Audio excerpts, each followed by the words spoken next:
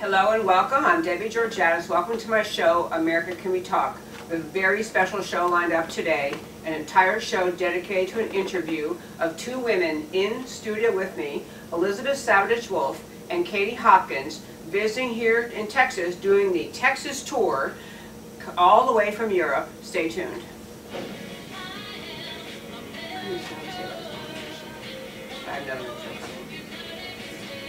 Debbie Georgiadis, host of America Can We Talk, is an author, attorney, and political analyst whose mission is to inspire the American political conversation about preserving liberty in the best country on earth. America Can We Talk is sponsored by GC Works, a Dallas-based company performing advanced technology research in the oil and gas industry. And welcome again to America Can We Talk. I'm Debbie Georgiadis. Welcome to my first five. In fact, today is going to be about a first two. I wanted to tell you about the two guests joining me in the studio today.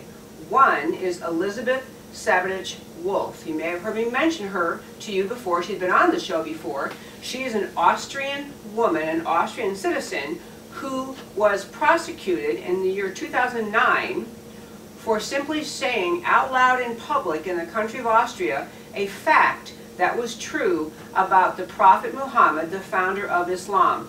Her conviction was upheld over a 10-year period. You'll hear more details later, but she really is on a mission to spread the word about the importance of freedom of speech and the impact on Austria and all of Europe of the Islamization of Europe, in which there is simply no tolerance for criticism of Islam. Also in the studio will be Katie Hopkins. She's here in studio today. She's a British woman, and she has been a just relentless advocate for really the culture of England, the culture of Western civilization, not just free speech, but the entire standing up for the culture that has prevailed in England for centuries and has been greatly changed by the Islamization of Europe in recent decades.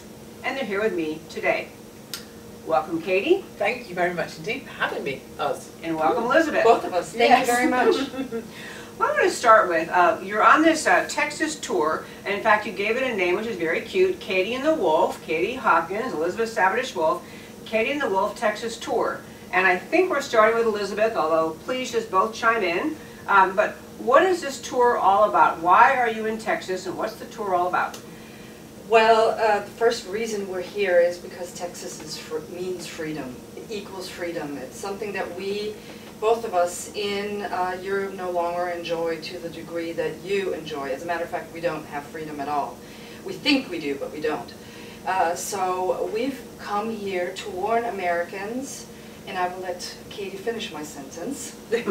Not to fall as we have fallen. You know, our message, Katie and the Wolff joining together, is, you know, not to become like us. Don't let what's happened to us in Europe be what happens to you here. And as you'll know, your listeners will know, as we can all see, you're starting to see changes here in America, which are very like the changes we saw a few years back. So we're ahead of you down this kind of dark road, but you are clearly not that far behind us. Okay, well, you know, everyone in America, of course, around the world, hears about the violent jihadist attacks, the attacks in public arenas, at concerts, in restaurants, and just all the really horrific jihadist violent attacks. But that's not really what you're talking about, or not all you're talking about. You're also talking about, and I use the expression, the Islamization of Europe. Whatever term it is you use, you're talking about non-violent, but yet truly assaults on the cultures of your countries. That, and the term Islamization, how I mean it, is that how your cultures are being changed forcibly and subtly by the presence of an increased Islamic aggression in your country. So I just want to start with, what is exactly day to day? What is the difference between how things were 30 years ago and today? What's the day-to-day impact of this impact of Islamization on Europe? Now, I guess the first example that I can give you, if you say 30 years, I lived in Kuwait from 1997 to 2000, and I saw the impact of the Islamization of my country when I used to go home on a home visit from Kuwait, and I would take the subway, public transportation, and all of a sudden I would realize, oh my gosh, there are more headscarved women in the streets on public transportation. I saw the transformation of my country right before my eyes, you know, having been away for only a few months and then returning home. That's when I first really noticed it. But the reason I noticed it because there was the Bosnian War before, and Austria took in a large number of Bosnian refugees. So you would have all these headscarves. That's the first time I noticed. And I think from a, I guess, a British perspective, you know, I'm a big fan of diversity. I think diversity can be brilliant. I think it can work perfectly well. I think if you're a migrant, you want to come to our country and you've got qualifications, you want to add something, then come on in, because it makes us all better. But the reality is that in our British towns, I'm thinking of many that I visited, one recently, a small town in a really kind of the traditional British area, Yorkshire. It's known as kind of Yorkshire tea we have, 97% Muslim.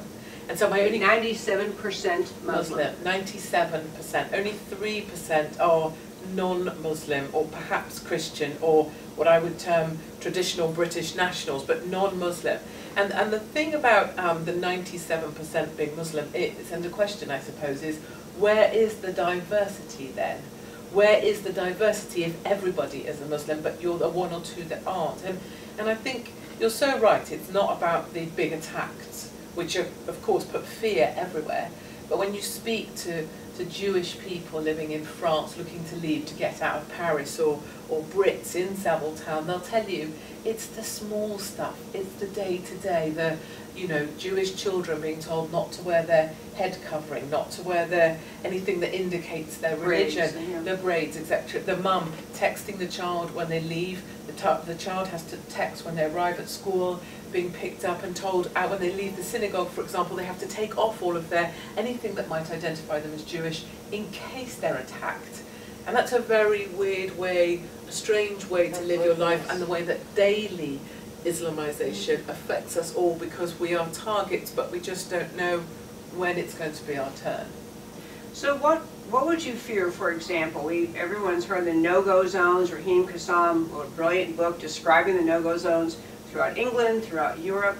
What would you expect to happen? I mean, I understand no-go zones carve out, it's a Muslim majority, almost exclusively Muslim, and perhaps the effort to inflict or impose Sharia in those areas, but what would happen? Why would that cause fear in you if you were to enter one of those no-go zones? So I suppose if I think of my example in Sweden, I went to the suburbs, which is where the problems are, the no-go zones are. Plenty of your listeners will probably say, well, we went to Stockholm, we went to Sweden, it was no problem, it's lovely, look, I bought this trinket, wasn't it nice? But you go 3 stops out on the subway, it's literally 3 stops to Rinkeby, and that's a no-go zone for a white person. I went there on a bus. As I tried to get off the bus, I was the only white, blonde-haired woman on a bus, and a lovely elderly migrant lady tried to stop me getting off the bus. She said, no, wrong skin, wrong face, wrong hair. She was trying to protect me because she was saying, don't come here. And then a gang came up to find out what I was doing there, got in my face, made some inappropriate comments which we don't need for your listeners here. So it's an aggressive marking of territory, and it's the same reason they attack fire trucks that are responding to fires, or police cars that come to respond. They attack those to let the police and the emergency services know this is not your area. This is not your right to police this anymore. And in Sweden there's areas that the fire engines and the police simply will not go. So it's a takeover of an area to the point where law and order is not allowed in. Or at least our law and order. Correct. They have their own law and order in these areas. That's a good point. Yeah. You know, you mentioned also, we were speaking earlier before the show started today, about how women are actually, and within, I think this was in your, England you were talking about, but how women are actually, if you enter an area that is Islamic majority, you're obviously, you're not really welcome there, that you are, there's... You'd be attacked, yeah. Well, I mean, this was a thing, right, that if you went into a no-go zone, you would expect, so for me to be there, I'm deliberately walking that turf to see what it's like. I know it's going to be confrontational. But actually, this email we were talking about was from a lady from a place called Southampton. It's like a nice little town, like you might find just up the road here. And she was just returning to her car after a day at a conference. She went in an underpass and she was spat at and called dirty because she wasn't covered. And that's not a no-go zone, that's just an area where Muslim men believe they have authority and control. The right to say that, yeah. Mm. So Elizabeth, I want to talk about this prosecution of you. I just, I've mentioned this story honestly several times on my show And because it's such that. but it's such an unmistakable example of just an abandonment by Western Europe, Austria and then Western Europe, of the kind of fundamental assumption you have in Western society of the actual freedom of speech. So, can you just briefly tell our listeners what happened to you in this case? In 2008, I began giving seminars under the auspices of the Austrian Freedom Party. Back then, like a no-go party, a right-wing extremist party, we don't want to touch them. And back then, they were the only ones actually tackling that problem, taking it on, wanting to educate people. So they had me come in and speak about it. And the more popular my seminars grew, the more interest those seminars gained with the leftists. So one of the leftist journalists were asked to infiltrate the seminar, and of course she and her boss didn't like what I had to say, even though the seminar was fully sourced. And reported me to the police and the authorities. I was questioned thoroughly, and I was then prosecuted first for hate speech. That charge didn't fly. The judge, at her own discretion, decided to change the charge to denigration of religious teachings, which of course then got me convicted for saying, I mean, it was a whole list of things that I said that the prosecutor didn't like, but the only sentence that was left at the end of the prosecution or the case was it was a rhetorical question. What would you call the behavior of a 56-year-old man who marries a 6-year-old girl and consummates the marriage when she is 9, if not pedophilia? Now, the judge said that was, while it was true that Muhammad had sexual relationships with his bride child, Aisha, it is a excess value judgment for me to call it pedophilia. And I appealed all the way up to the Austrian Supreme Court, and then had to pay a $500 fine.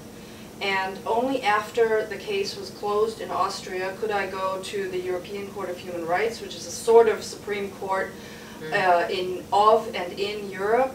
And my case was accepted in 2012. I received notice of the case ending in 2018, at the end of October of last year. There was a ruling against me, and I appealed.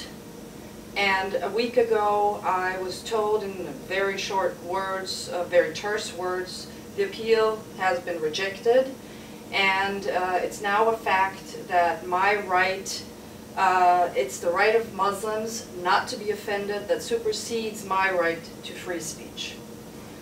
That's just, I was going to say, give me a succinct summary of the ruling, and that was it. That just the idea that they're agreeing that the notion that Islamic citizens or even non-citizens being offended by something that is true, that is accurate about Islam, their right to not be offended trumps your right to speak, which then means you can never, I would assume, have a conversation in Austria, throughout Europe, about all sorts of issues. That is precisely the intention. That is the imposition, the de facto imposition of Sharia blasphemy laws.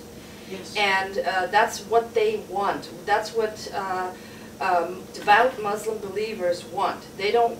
It says very clearly in Sharia law, in the manual of Sharia law, that blasphemy, anything that goes against the feelings of a Muslim, no matter whether it's true or not, is considered blasphemy, and blasphemy is punished by death.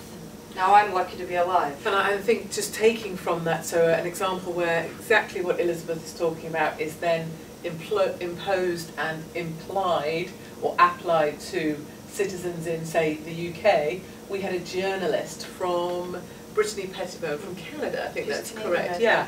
So she was coming to the UK to join a free speech event, really, in Hyde Park at Speaker's Corner, renowned for kind of being a place where people over the decades have gone to speak their mind. She was prevented from entering our country. She was stopped at the border, no criminal record, nothing against us, just a journalist stopped on the basis of future hate speech, as yet unsaid, that might upset local communities. And by local communities, the state means Muslims, but we're just not allowed to say that word in case that offends. So, you know, just for your listeners, future hate speech, as yet unsaid. In that world, like George Orwell, how far off was he when you can be stopped from entering a country on the basis of something you might say? You haven't even said. You haven't even opened your mouth. You might have only thought it. You may have had a bad thought. Ooh, thought crime. Yeah. But this is so interesting because you do end up in a situation where, for example, here in America, you can talk about the concern about no-go zones and how you are treated as a non-Muslim entering no-go zones. Discussion under this standard in Europe, discussion of the establishment of no-go zones and the intolerance of Islam for the host culture or for non-Muslims, that all seems like it could be criticized as hate speech, right? Oh, It not could be, it is. And is. the definition is, let's just say you are a Muslim who wants to be offended today. All you have to do is perceive that Elizabeth or I offended you. And that only has to be on perception that that's on the basis of your religion, and that's hate speech. So the definition, the legal definition in all countries is, if you perceive you've been hated, feelings, then that's sufficient for that case to be, for us to be arrested. So it's no longer the truth, it's just a matter of feelings. Wow. And it goes only one way, not Oh yeah, it doesn't go the other way. I'm sure. Katie, you talked about having, you used the expression, I think, the idea that you don't feel at home in your homeland. That was, I mean, paraphrasing, but the idea of what you described, for example, going up to Seville, was it? But in other areas where they're now majority Muslim, and these are areas that are part of the country of England, but you don't feel comfortable being there anymore. You've been talking about the term homeland. You made a little video. It's not a little, it's a profound video. We have a tiny clip from it, which I think Matt is ready to play. I want to show our listeners the video you made called Homeland, if we can. Homeland. Yeah. In Western Europe, a silent exodus is underway. There are huge changes afoot here, barely perceptible to outsiders. Across the UK and Western Europe, Indigenous people have watched their countries change beyond all recognition. This is a silent retreat of Jews and Christians from Western Europe. Try and beat you down with that all the time, far right, you know, and it's not the case. I mean, when people like me, working class English people, you just feel like a second-class citizen. Sabotagne's different. Area for a white person. Sabotage is a no-go area. It's a no-go area for a white person. Going to the synagogue on Yom Kippur, I passed a cafe in the street and two men came out and told me I'm a dirty Jew. Katie, you are in trouble. And you are in a big trouble. Because you are not safe, and we are much more safely than you. Sometimes, Katie, I ask, they don't have eyes, they don't hear, they don't see what's going on.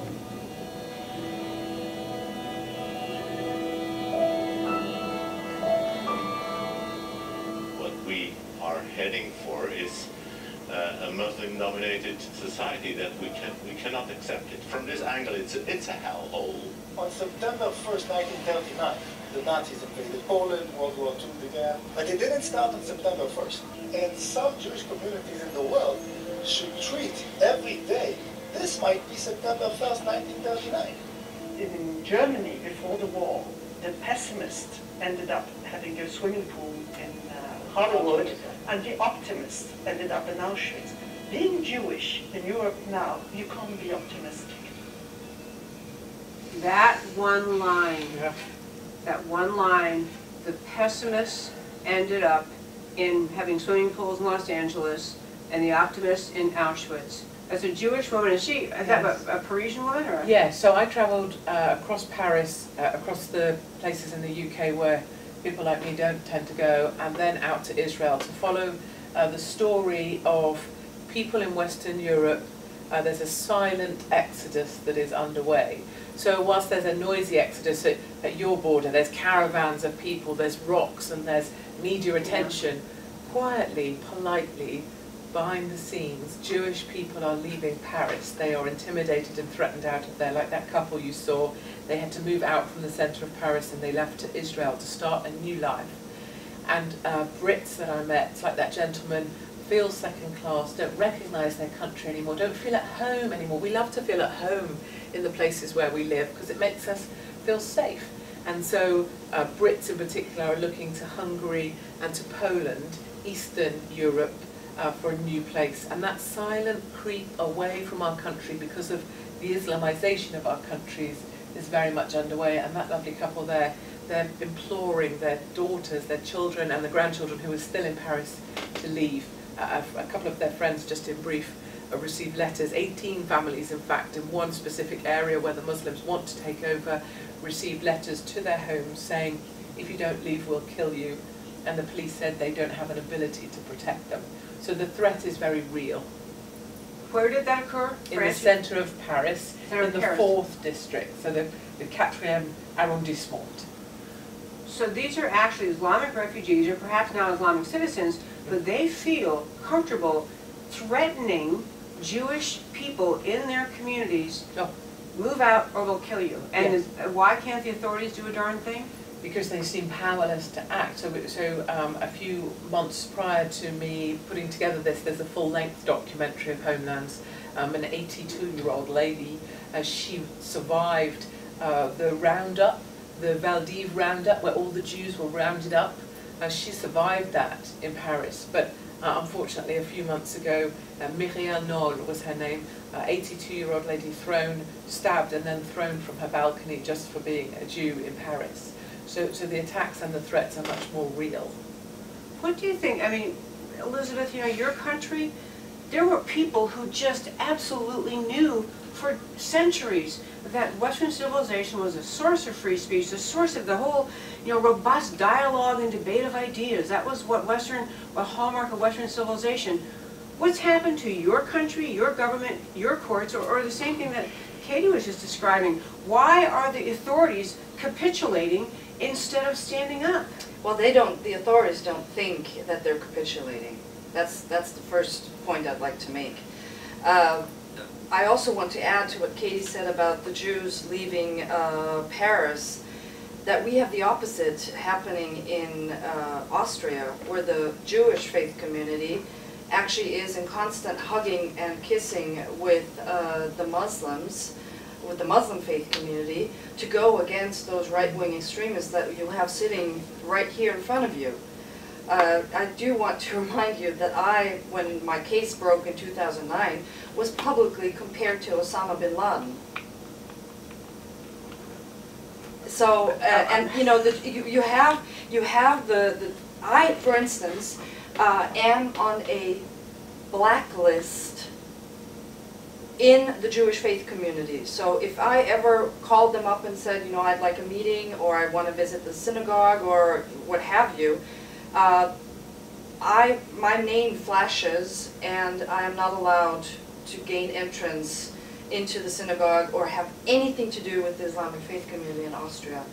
I'm blacklisted. But that is an astonishing thing, because you're saying the Jews in Austria are linking arms with the Muslims. Yes, they are. This is kind of like, so there's an expression that ends with, and then hopefully you make friends because hopefully they'll kill you last. I mean, they have to see what Islam is doing to the rest of Europe, but they're I assume these Jewish people linking arms with Muslims are trying to say, maybe this will keep me safe. Maybe I won't be attacked if I'm not sure that they're saying that. Why would they do it?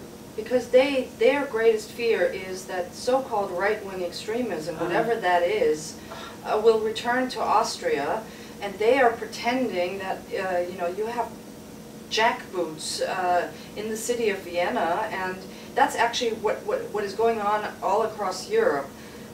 If you listened to the mainstream media news from outside of Europe, you would think there's nothing else but Nazis roaming the streets. And that Katie and I are the leaders of this movement. Now, I don't see any of that. Honestly, I don't. I don't think you do. No, but being listed is right. So there's an organisation in the UK, I don't know if you've heard of it, Hope Not Hate. Mm-hmm. So it's a very, so you have SPLC, I guess, here in the And States. it's your Hope So Not that's Hate our is- version yeah. is Hope Not Hate, which of course just makes them own hope for some spurious reason. So they listed out, the top 10 top haters in the UK, and obviously I'm on that list, and I think it was Global actually, Ann Coulter was on there, whomever else. But we become very clear targets, and it's always that sense of, oh well, if you're Muslim and you're Jewish and you back together, then it's suddenly we're the enemy. And I think we saw that after the New Zealand terror attack, how horrific that was. But of course, very shortly after, you have the synagogue closing its door in solidarity with the mosque. So you do see this, I know exactly what Elizabeth is talking about, this alliance between the Muslims and the Jewish faith community, when of course the true story of regular Parisians, Jewish Parisians, is it's the Islamists that want them dead. Exactly. We have an interesting thing happening in America, and I think I mentioned to you earlier today, but we had the leader of the Democrat Party, Nancy Pelosi, the Speaker of the House, and she spoke at the AIPAC conference, and AIPAC was just in Washington this past week, I think it was, and Nancy Pelosi spoke there, and she essentially said, anti-Semitism is anti-American, which makes sense to me, but she received a very harsh rebuke from a Democrat congresswoman from Minnesota who is Muslim, who's in her first term, Representative Ilhan Omar, and Omar was taking offense at the idea that Nancy Pelosi was criticizing anti-Semitism. It's like she was saying, because I'm Muslim, of course I'm anti-Semitic, and how dare she said, I have the right to my freedom of speech. So it's not the same, it's an interesting dynamic, because I think here, she has gone off on the Ilhan Omar on elevating the importance of her free speech right to be anti-Semitic. And it's so interesting, of course, because if your voting bloc, and we have this with Labour in the UK, are Democrats to a degree, if your voting bloc is Muslim, the demographics show, as in our country by 2050, Muslim births outnumber any other births to any other religion, then you do very well to cozy up to the Muslim population. It doesn't matter, therefore, if you're going to be anti-Semitic, because you're going to win the Muslim vote and you're going to remain in power. And if power is what you want, as opposed to some kind of moral accountability or principles or protecting your culture, then power is what you're going to get if you cozy up to a densely packed metropolitan Muslim population. And of course you have that in Minnesota, Minneapolis, many other of your cities. I want to do one more point on this exodus of Jewish people from Paris and England and all that. You mentioned also, I think both of you, that people, not just Jewish people in Europe, but even just kind of native Europeans, Christians, are talking. I mean, the problem is so extreme that you're talking about moving out of your home countries. And I want to ask you about that. Moving where? And how do you pick where is it you would go? Well, the only places for Europeans to go now, because we don't have an Israel and America is very far away for many people, is to go to Hungary and to Poland. Because Poland, for instance, has declared itself a Christian kingdom almost. They have declared themselves, Jesus is our leader, much to the European Union's displeasure.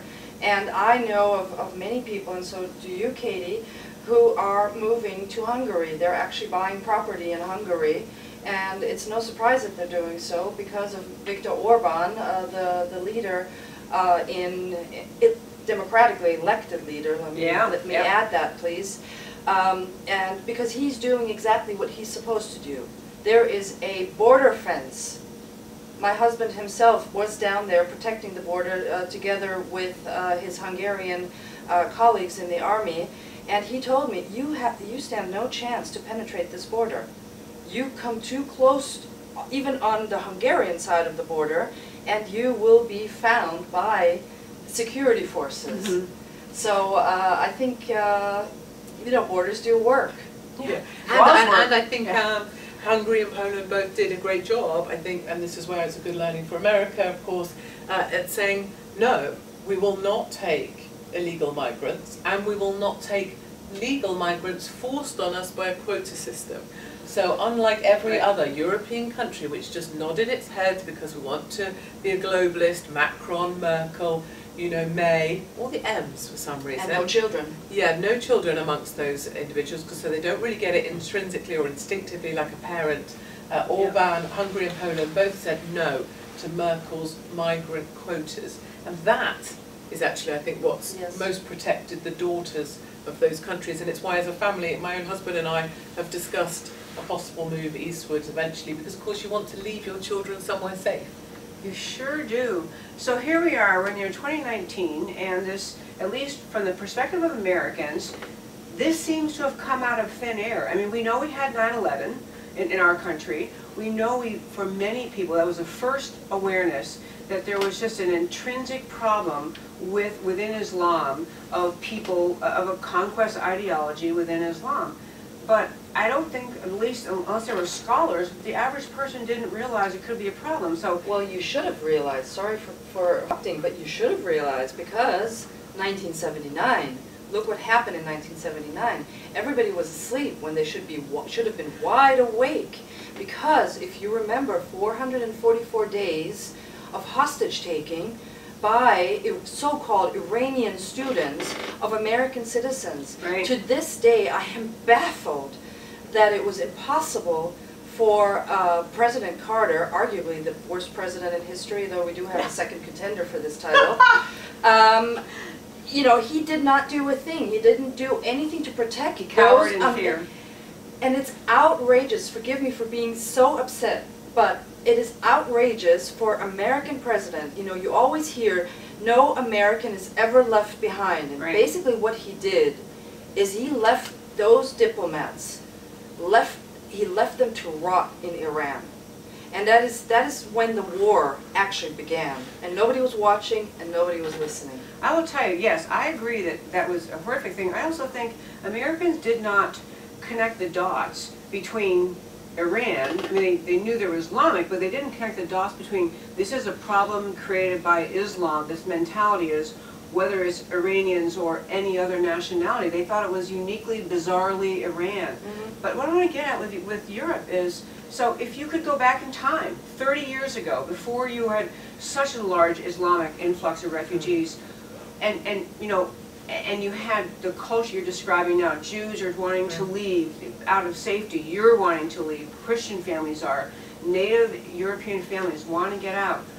What could you have done? Is it merely just a refugee cutoff? Is that it? No. I think the one thing that, you know, if you were going to ever set up somewhere, the first thing you need is a way of financing, you know, a way of distributing finances, and that's really where we fell down, are falling down, and America is following right behind. And we've just had the first mosque open in the northernmost Hebrides, the tiny, tiny dot of an island off the furthest northerly coast of Scotland, where there's only a population, I think, of 32 and only, I think, 3 Muslims, but $100,000 US dollars was found to build a mosque. US dollars? Well, it was British pounds, but I was translating for your fun audience.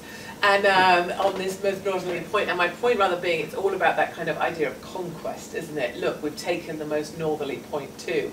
And I guess this surging number of mosques allows finances to flow into a place from Iran, from Saudi, and as soon as you've got that slush of funds available, you know, you are able to finance your way into a Muslim police association, which we have, Muslim housing association, which we have, Muslim schools, which we have, and then sort of proliferate the number of imams transitioning a culture.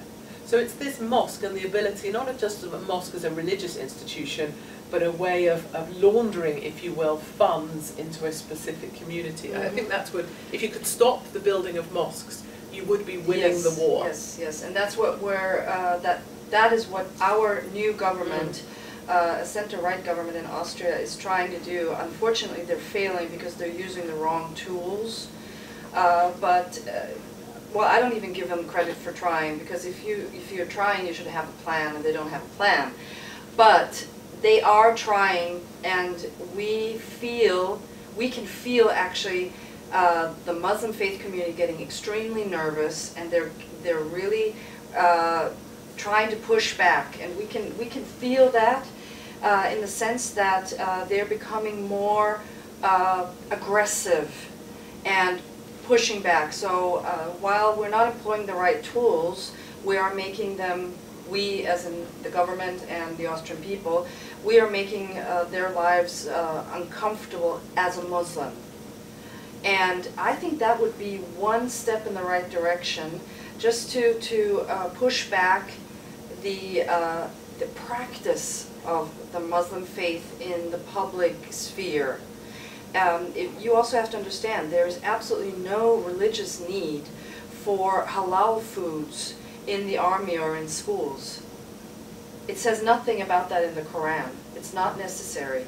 We are actually, you know, helping them to become more Muslim. We shouldn't be doing that. It's not our duty. We should become more Christian and not more Muslim. Yeah. Okay, well, what do you say about this? So I hear a lot of people in America say, you know, yes, we've got a problem, not just jihad, but this kind of civilizational or cultural jihad and the push of Islamic culture to drown out or just push aside Christian culture. People say, well, just locate the moderate Muslims. Find the moderate Muslims and have them be your allies, and they can in turn help to persuade the more radical Muslims. What's your response to that idea? Do you want me to do that? Yeah, we would share a view, I'm sure. Yes, I'm sure so. I'm sure too. Well, there is no such thing as a moderate Muslim, in my opinion. I know there are people out there who vehemently disagree with me, but there is no such thing as a moderate Muslim because if he's moderate, he's no longer Muslim. Let's pretend there is such a thing as a moderate Muslim. And we are being told by others we should work together with them. We should reform the religion. You could read certain verses in a different way, and I understand that, you know, where they're coming from. I happen to disagree. Why? Because it is not our position to change a religion. I personally find it extremely arrogant of a Christian, of a Jew, of a non-believer to ask Muslims to change their own religion, which says of itself it is a perfect religion. And the Muslim, the believing Muslim knows that his religion is perfect. So how do you change something that is perfect? I don't know how to do that. So, and even if, let's say there's an army of moderate Muslims and they show up and they say, oh, we are the moderate Muslims, we're going to work with you. They wouldn't work with us. First of all, they came to our country to live a decent life without war, without fear, what have you. The last thing they want to do is get involved in another war. And they are a target because, according to the devout, believing Muslim, they are actually apostates and they should be killed. So they won't work with us. Because they're afraid of the more earnest Muslims, more. Well, I don't think they're afraid. They're realistic. They know what's going to happen to them. Yeah. And so I think that's the wrong path to look for the magic unicorn. I don't think there is a magic unicorn, and I also don't think that there is a moderate Muslim. And even if there is one, I mean, look at Christchurch. We have everybody bending over backwards to put on the hijab, and tomorrow Prince Harry will be... Prince Harry, yes, there'll be a royal family member going over for another National Day of Mourning. We've already had one, and we all agree it's very tragic and we condemn the attack, etc. But a National Day of Mourning, the call to prayer will be simultaneous broadcast across the nation of New Zealand, and you'll know that Jacinda, the Prime Minister, has already banned their weapons. And I think that's where the American, I think, sort of the gut reaction, an American reaction would be, well, hold on, we're not laying down our weapons for anybody. Plus, where are all the protesting Muslims when 150 Christians are slaughtered in Nigeria? I don't see any of those holding up crosses and walking the streets. This is such a perfect example of the concept of Islamic manipulation of society, that the same day, Christchurch, where there was horrific, utterly obviously horrible thing to have people killed by a gunman in a mosque, but the fact that there were Muslim victims is somehow, it has the world on fire, crying out because Islam and Muslims are considered to be such victims, that they are the oppressed. And yet, as you say, the very same day, there were murders by Muslims, by jihadists in Africa. There have been, within the Boko Haram within Africa has been slaughtering villages full of people, burning down churches, burning down houses. These things happening the same time, the same day, and somehow that just gets no headlines, no attention, no national leader saying, we got to band together and stand up for the African Christians. So is the life of a Muslim worth more than the life of a Christian? Apparently. According to Muslim scripture, yes there is. So we have become Islamized. The subject of being a moderate Muslim, I recall I think it was a story out of Austria, but there was an imam in one of the mosques who was essentially arguing about some impending law in Austria. We don't have, fortunately, time to go off on what that law was, but his point was, he said, there is only one Islam. This imam was saying, there's only one Islam. You can't make a different Islam. You don't have an Austrian Islam, an American Islam. It's one faith. Absolutely, and that's what happened last year. I think the imam you're referring to spoke last year. We had the Austrian government gave a very notorious press conference about how they're going to shut down all these radical mosques and deport radical imams, and they're going to clean up and ban political Islam, just like National Socialism is banned in Austria.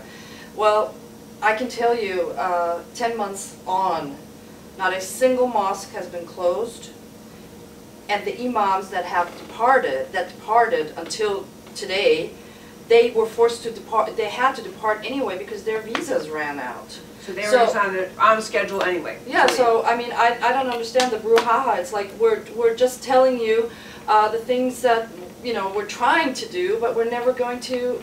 And it would be very easy to change the situation for Islam in Austria. And my colleagues and I in Austria, we know how to do this. We have the tools in the toolbox. And the government, the ministers have known about these tools. We have been telling them for 16 or 18 months now.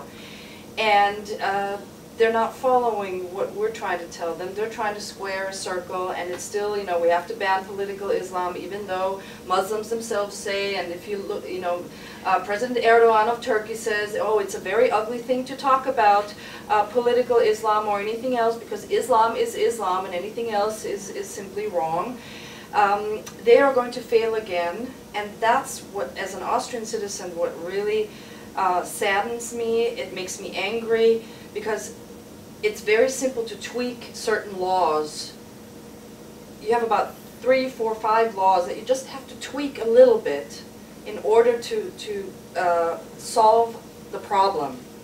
And they are unwilling to do that, and they're doing all these, announcements and what we're going to do. It's all for show. It's a whole pony show. It's a circus. Yeah. And you don't need to do that.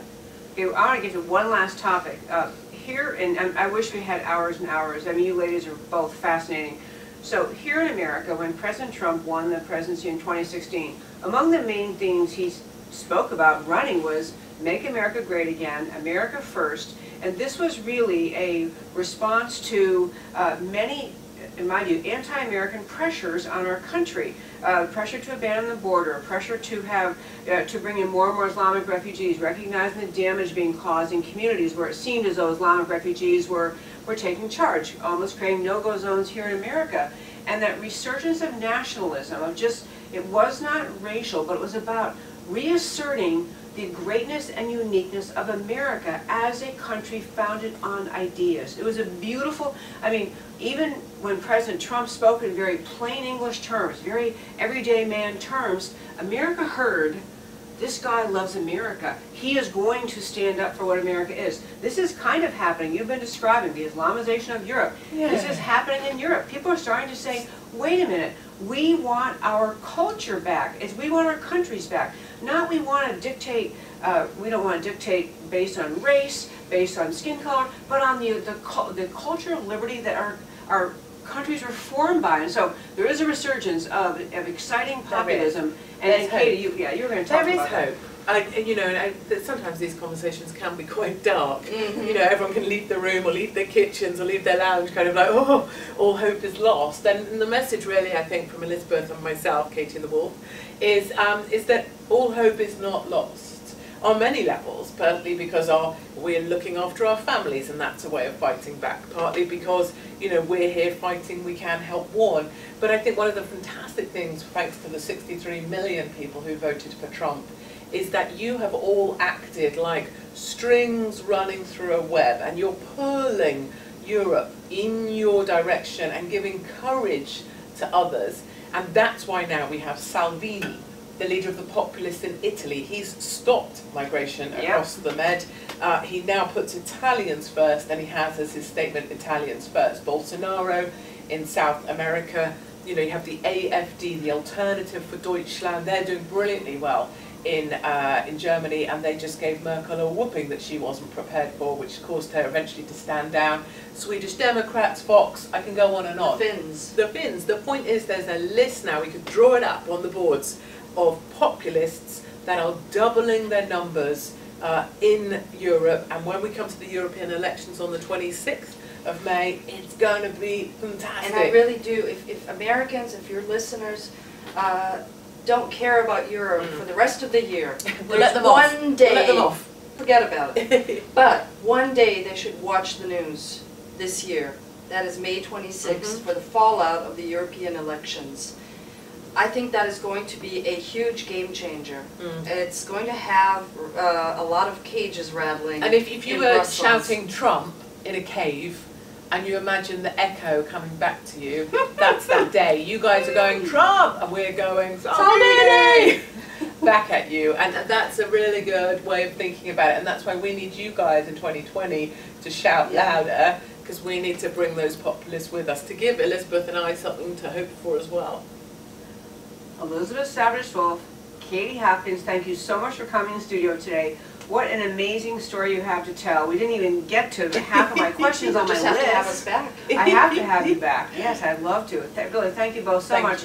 Both for being here and for doing this Texas tour and for speaking out really on behalf of so many people who may otherwise almost be surrendering their countries, but you're speaking up, inspiring hope, and inspiring people to feel confident in their love of their country and their recognition that we have a right to defend it. So thank you very much. Thank you for having us.